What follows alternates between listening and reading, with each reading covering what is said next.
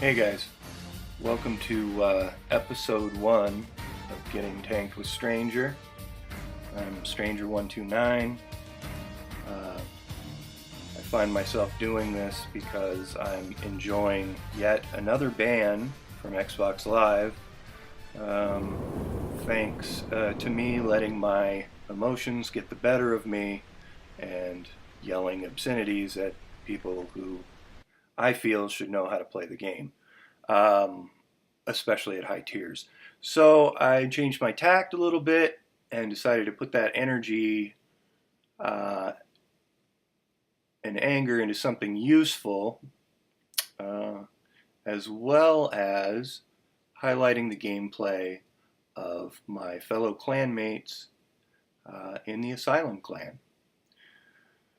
So this first episode will be me playing in a Tiger 1, a Tier 7 heavy. It's kind of a sniping heavy. It's an unusual role. Um, but I find myself in a Tier 9 match, low tier, so my job is to support the rest of these heavies here. So I decided to poke around this corner because there's already a light up on the hill there, and he's only got one guy spotted, so take a little bit of a chance, but it's an informed gamble that there's not many other people in position yet. And keep in mind, this is usually the side that wins or loses this map. Specifically, this hill right here is usually a hotbed in the very beginning of the game for a lot of mediums to clash at the beginning. So it's very important to get this hill because as you round the corner, you're able to shoot down, sort of mitigating the armor of your enemies by shooting down into them. It makes it very difficult for them all to move up. Usually you'll get some faster heavies, maybe even some mediums on the rock to my right. They kind of tuck it in back there. But it's important not to give this area up. So there's some important sort of learning points coming up here. The first is the IS-6 on the corner. He is using that corner and just kind of shooting over the top of it.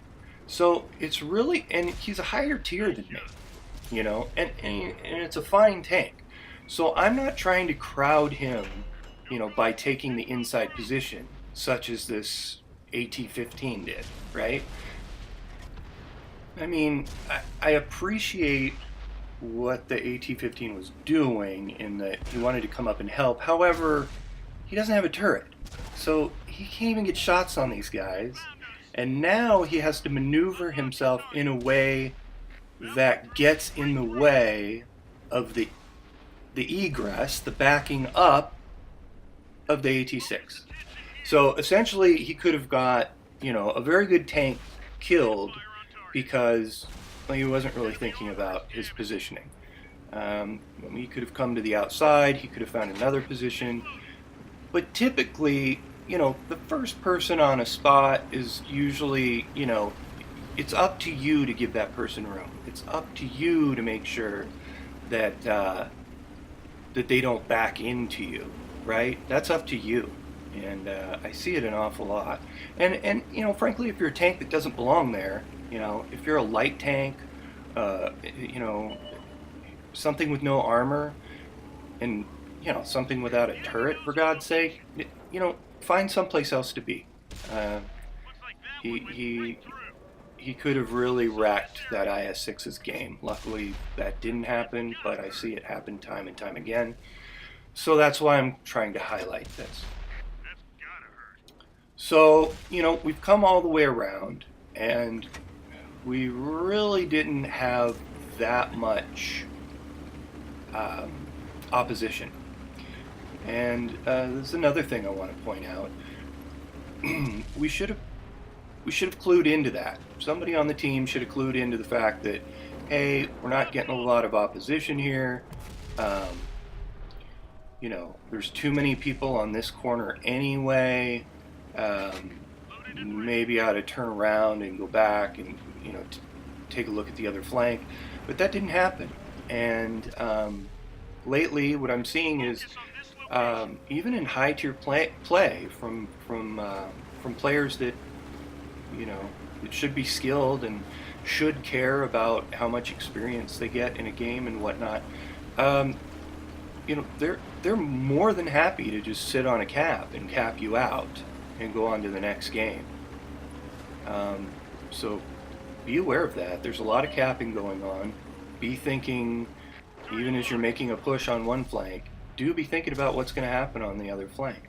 The whole time I was saying to myself, oh, somebody else will deal with it. Well, we didn't really have any spectacularly fast tanks on our team. We had one light, and of course he died very early in the game, which was quite unnecessary. He could have easily sped back and stay hidden and shot a little HE or something, just to ding people enough to reset the cap, and we could have flanked around and killed them, or maybe even got on their cap and capped them out before they were able to cap us out. Anyway, just in summation of this one, go to where you're needed and play your role, and you can have fantastic games. It's when you start playing outside of your own class that there's usually trouble. Thanks for watching.